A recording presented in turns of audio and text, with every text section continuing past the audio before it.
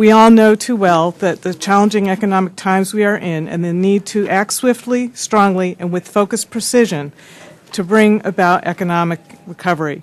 Time is of the essence for Congress and the incoming administration to act. Consumer spending is down. Many of the states, cities, and counties have budget shortfalls, which will cause local government spending to decline. Unemployment is up. Business lending is in a free fall. Commodities and health care costs are rising, and business margins are declining. To promote an economic recovery, we encourage you to consider policies and investments that will energize consumer, business, and government spending, jumpstart lending and return liquidity to the lending markets, and bring down the cost of doing business. The Small Business Administration and targeted small business policies can have a great impact in these areas. First, I ask you to support targeted small business spending as we leverage investments in infrastructure, new energy, technology, and health technology. It is vitally important that we assure an appropriate percentage of these investments be made with small businesses.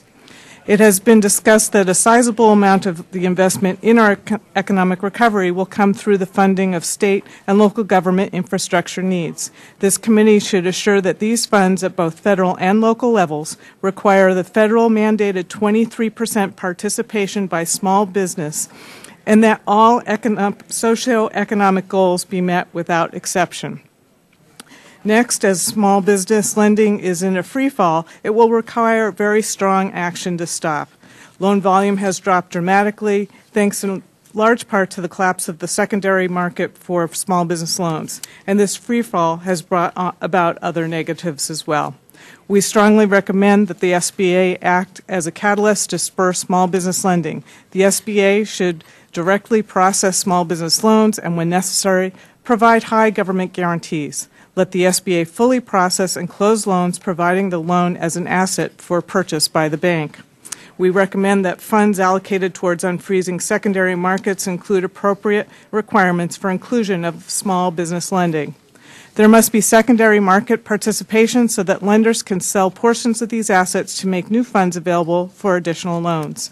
The SBA should also establish programs and guarantees to bolster confidence in the secondary markets so as to encourage investor participation and increased liquidity.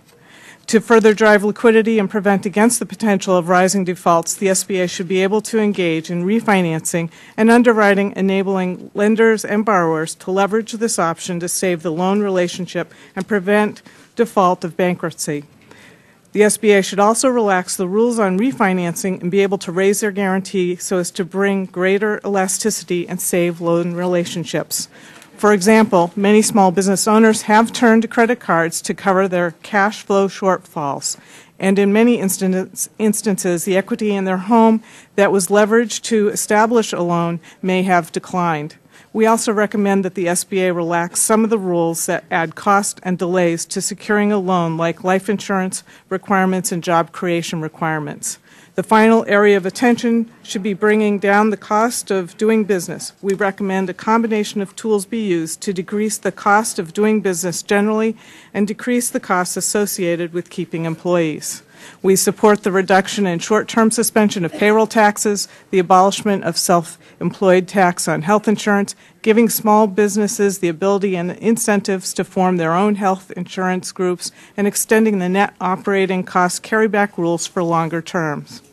In closing, I ask you to act now.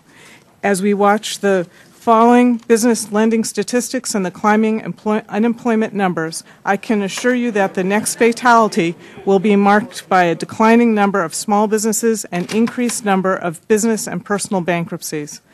The majority of the recommendations I have outlined today are short-term positions aimed at getting small business lending moving quickly, improving small business cash flows, and assuring that the one-time big investment in infrastructure includes small businesses. As you complete the work on legislation to spur on economic recovery, please save the broader strategic moves for later. For now, just focus on specific steps to help small businesses get moving back into a positive direction.